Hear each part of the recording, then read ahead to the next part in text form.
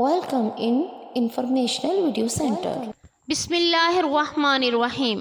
اللہ تبارک و تعالیٰ کے ببرکت نام سے شروع جو بڑا مہربان اور نہایت رحم فرمانے والا ہے۔ ایک نوجوان نے نبی صلی اللہ علیہ وآلہ وسلم سے زنا کی اجازت مانگی تو نوجوان کی یہ بات سن کر صحابہ اس کی طرف متوجہ ہو کر اسے ڈانٹنے لگے اور اسے پیچھے ہٹانے لگے، لیکن نبی اکرم صلی اللہ علیہ وآلہ وسلم نے نوجوان سے السلام علیکم ورحمۃ اللہ وبرکاتہ۔ پیارے ناظرین، آج کی ویڈیو میں بات کرتے ہیں زنا کے بارے میں۔ زنا آخر کیا ہے اور نبی اکرم صلی اللہ علیہ وآلہ وسلم سے زنا کرنے پر اجازت لینے کے لیے ایک شخص آیا تو آپ نے اسے کیا ارشاد فرمایا۔ پہلے دیکھتے ہیں آخر یہ زنا ہے کیا۔ اگر مرد اور ایک عورت سے صحبت ہم بستری کرے جو اس کی بیوی نہیں ہے تو یہ زنا کہلاتا ہے۔ ضروری نہیں کہ ساتھ سونے کو ہی زنا کہتے ہیں، بلکہ چھونا بھی زنا ایک حصہ ہے۔ کسی پرائی عورت کو دیکھنا بھی آنکھوں کا زنا ہے۔ زنا کو اسلام میں ایک بہت بڑا گناہ شمار کیا گیا ہے اور اسلام نے ایسا کرنے والوں کی سزا دنیا میں ہی رکھی ہے، مرنے کے بعد اللہ اس کی سخت سزا دیں گے۔ حضرت محمد صلی اللہ علیہ وآلہ وسلم نے فرمایا، مومن مسلم ہوتے ہوئے تو کوئی بھی زنا نہیں کر سکتا۔ اللہ قرآن میں فرماتا ہے کہ اور دیکھو زنا کے قریب بھی نہ جاؤ، یہ بے حیائی اور برا راستہ ہے۔ زنا کی سزا اور عذاب میں کیا ہے؟ اگر زنا کرنے والے شادی شدہ ہوں تو کھلے میدان میں پتھر مار کر مار ڈالا جائے، اگر کنوارے ہوں تو 100 کوڑے مارے جائیں۔ آج کل دیکھنے میں آیا ہے کہ اس گناہ میں بہت سے لوگ شامل ہیں، خاص کر کے اس بازار میں جہاں عورتیں اور مرد جاتے ہیں، کسی کا ہاتھ کسی کو لگ رہا ہے، کہاں لگتا ہے کچھ معلوم نہیں۔ چاہے لڑکا ہو یا لڑکی، پھر اس گناہ کرنے کے بعد اپنے دوستوں کو بڑی شان سے بتاتے ہیں، سناتے ہیں، لیکن ان کو بھی ایسا کرنے کی رائے دیتے ہیں۔ اگر کوئی اکیلے لڑکے یا لڑکی کوئی غلط کام کرتا ہے تو اس کی گناہ اسی کے ماں باپ کو بھی ملتا ہے، کیونکہ انہوں نے ان کی جلد شادی نہیں کی، جس کی وجہ سے وہ غلط کام کرنے لگے۔ اور شادی کی عمر ہونے کے بعد بھی ماں باپ اور اس کی شادی نہ کریں تو اللہ تبارک و تعالیٰ ناراض ہو جاتا ہے اور ان کے گھر کی برکت ختم ہو جاتی ہے۔ اللہ ان ماں باپ سے قیامت کے دن حساب مانگے گا۔ ایک جگہ اللہ تبارک و تعالیٰ نے قرآن میں فرمایا کہ پاک دامن لڑکیاں پاک دامن لڑکوں کے لیے۔ اس کا مطلب ہے کہ اگر آپ اچھے ہیں تو اللہ آپ کو بھی اچھی بیوی یا دلہا دے گا، اور اگر خراب ہیں تو سمجھ لیجئے زنا ایک ایسا عمل ہے جس سے نسیان، ایڈز، کینسر جیسی موذی بیماریاں پھیلتی ہیں۔ زنا سے انسان کا دل مردہ ہو جاتا ہے، جبکہ اکثر دیکھنے میں آیا ہے کہ جب دل مردہ ہو گیا تو پھر اس کے دل سے اسلام کی روشنی ختم ہو جاتی ہے، جس سے وہ ایمان سے خالی ہو جاتا ہے۔ انسان جو بھی غلط کام کرتا ہے اس کی قیمت اس کے بچوں، ماں یا بہن کو اس دنیا میں ادا کرنی پڑتی ہے۔ امام شافعی کہتے ہیں کہ زنا ایک قرض ہے، اگر تم ایسا قرض لے لو گے تو تیرے گھر سے یعنی تیری بہن بیٹی سے وصول کیا جائے گا۔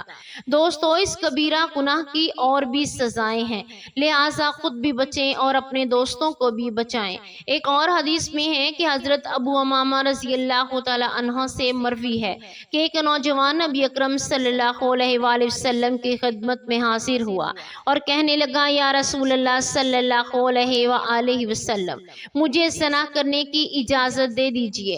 لوگ اس کی طرف متوجہ ہو کر اسے ڈانٹنے لگے اور اسے پیچھے ہٹانے لگے، لیکن نبی پاک صلی اللہ علیہ وآلہ وسلم نے اس سے فرمایا، میرے قریب آ جاؤ۔ وہ نبی اکرم صلی اللہ علیہ وآلہ وسلم کے قریب جا کر بیٹھ گیا۔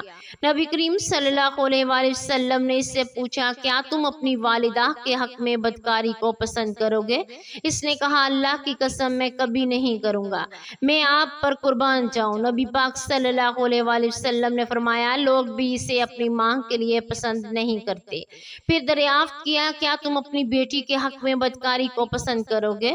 تو اس نے کہا، اللہ کی قسم کبھی نہیں، میں آپ پر قربان جاؤں۔ نبی پاک صلی اللہ علیہ وآلہ وسلم نے فرمایا، لوگ بھی اسے اپنی بیٹی کے لیے پسند نہیں کرتے۔ پھر وہ پوچھا کیا تم اپنی بہن کے حق میں بدکاری کو پسند کرو گے؟ تو اس نے کہا اللہ کی قسم کبھی بھی میں آپ پر قربان جاؤں کبھی نہیں۔ نبی پاک صلی اللہ علیہ وآلہ وسلم نے فرمایا لوگ بھی اپنی بہن کے لیے پسند نہیں کرتے۔ پھر پوچھا کیا تم اپنی پھوپھی کے حق میں بدکاری کو پسند کرو گے؟ تو اس نے کہا اللہ کی قسم کبھی نہیں، میں آپ پر قربان جاؤں۔ نبی پاک صلی اللہ علیہ وآلہ وسلم نے فرمایا لوگ بھی اسے اپنی پھوپھی کے لیے پسند نہیں کرتے۔ پھر پوچھا کیا تم اپنی خالہ کے حق میں بدکاری کو پسند کرو گے؟ تو اس نے کہا اللہ کی قسم کبھی نہیں، میں آپ پر قربان جاؤں۔ نبی پاک صلی اللہ علیہ وآلہ وسلم نے فرمایا لوگ بھی اسے اپنی خالہ کے لیے پسند نہیں کرتے۔ پھر نبی کریم صلی اللہ علیہ وآلہ وسلم نے اپنا دست مبارک اس کے جسم پر رکھا اور دعا کی کہ اللہ اس کے گناہ معاف فرما دے اور اس کے دل کو پاک فرما اور اس کی شرمگاہ کی حفاظت فرما۔